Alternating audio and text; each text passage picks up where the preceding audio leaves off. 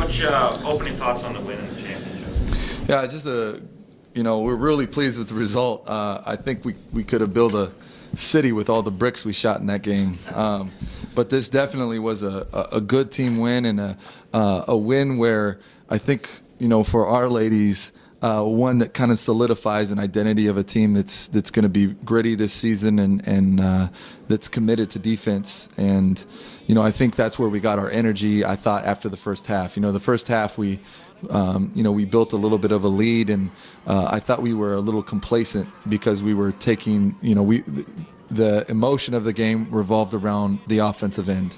And so we went into half, and I thought our body language displayed that of a team that was down by 5 instead of up by 5. And so we had a discussion about, things that we wanted to take pride in that, were the same things that we can control, and defense and rebounding and effort, and just displaying what our culture is as a team in the way that we compete. And I couldn't be more proud of these ladies. I grew up going to every single shootout game, and sitting there at the Sullivan Arena and just watching and dreaming that maybe someday I'd be able to be a part of that, and to be able to watch a team like these ladies compete was really rewarding. Coach, kind of like I was asking you, the other day, but just, how does it feel to win? It's the last one, just to win the last shootout and go out with a bang like this. It's very surreal. These types of things, I've learned in coaching. I use this comparison a lot, where I really want our ladies to be in the moment and to enjoy every single win and every single possession, and I can't. They're on the ride, and they get to enjoy the merry-go-round that they get to go around 4 times on, and I'm the guy that presses the green button and the red button and make sure that they're safe and they have a good time, and I can't be in that moment.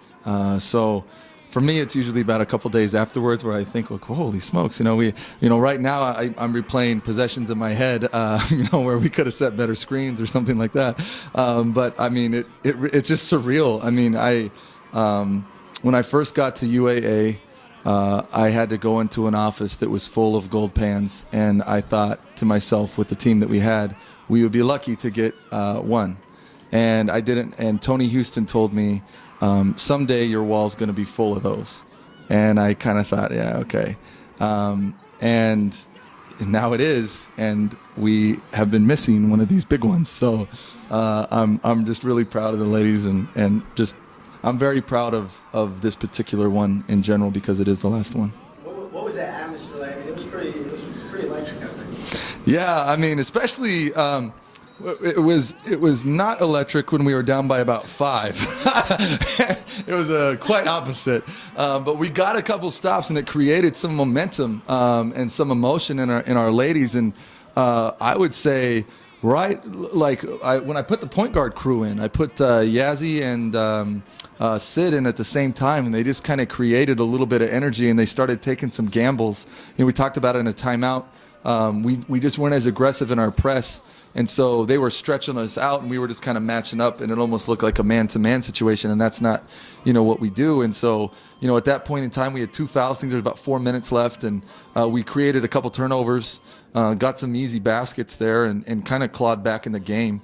And then it got nuts when Shelbs hit the 3. We ran a play that we were trying to slip screen on, and we had gotten a couple easy baskets, and they cheated it really bad to take away the layup option, and Shelby was wide open in the corner. It was almost too late, but she got a good look and knocked it down, and that's when it went bonkers out there. Question for the players. There was kind of a game of momentum there in the second half. How much did the crowd factor into that? I remember when I can't remember what exactly happened, but we were down by 1, and the crowd just started chanting UAA, UAA, and after that it was totally a blur. It was surreal.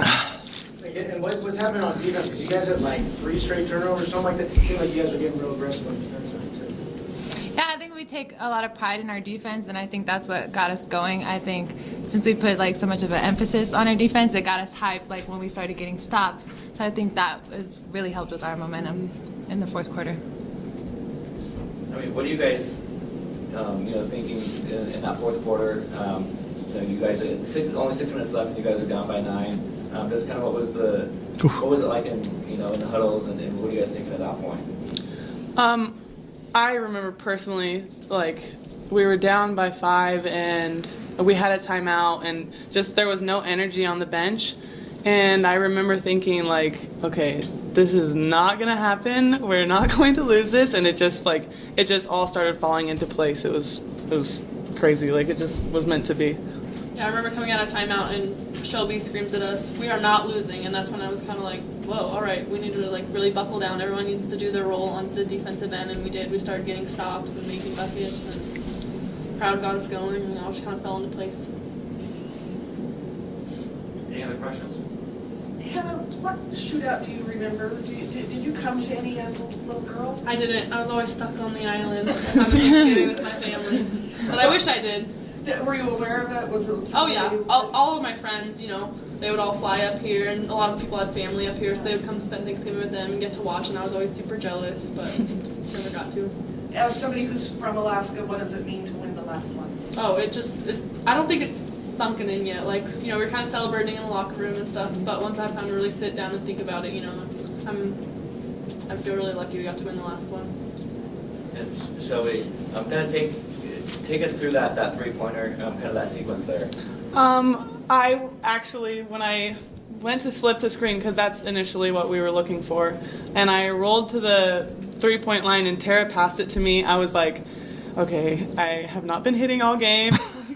Please. And I just remember, like, I was praying at the same time, and I, like, shot it, and it went in, and the crowd erupted, and it was honestly, like, bittersweet. Like, it was crazy. I'm like, I wanted to hug still. you, we had to get back on. Yeah. How big is it too? I mean, you guys did this without Rodrigo Ware, and you guys do it in comeback fashion. I guess does that kind of make more sense, or like kind of build your guys' confidence as well? It does, because I think everybody had a part of this win, Everyone off the bench had their minutes that they shined in. Everyone contributed. So I think, like, this is a really good team win, and it just gives us confidence, especially in our defense, because our offense was a little shaky at times. Yeah. I think it's a really good, like, momentum booster, because we got league coming up, and I think that's really, really good.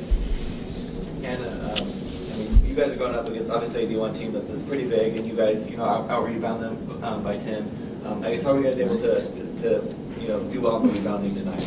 We got to watch film on them, and we caught a little bit of their game yesterday, and we noticed how much they rebound. And Coach pointed out that they were top 25 for Division I in rebounding, and so we just knew from the get-go, we had to box them out and limit their offensive boards, and that was just a main focus coming in. Any other questions? I think Coach, maybe one last one. Another big area was free throws today. Obviously, if you guys don't make those, it's not as close to the end. I mean, just your thoughts on the free throws today. That was something we focused a lot. We had a practice yesterday, and in between every single drill, I just sent them to the line, and they had partners, and they shot 10 free throws, and they know the deal. If they don't hit a certain percentage, they get on the line and they run. So. Yeah, we didn't have to run very much, so it gave me a lot of confidence going into this particular game, because we shot it pretty average, I think, in the first game, if I recall correctly, and this game, I will say this: you go 12 for 14, that's one thing, but we hit a lot of shots with a lot of pressure, and that's one of the reasons we make them run if they don't get that particular percentage. And shoot, we're only asking them to shoot 75%, so 85 is a home run for our squad. And then, maybe one last thing. Obviously, Sydney gets the traditional three-point play late in the game. I've had a lot of points up to that point. I'm just, thoughts on that. I was screaming at her not to shoot because we had the game. The game was over. I mean, all she had to do was dribble out. But I'll tell you one thing. Sid is a competitor. I mean, that kid is crazy competitive. And so it was like that play was supposed to happen for her. Really, I mean, if there was anyone that I would put in that position, it would be the shortest kid on our team. PG to PG. Yeah.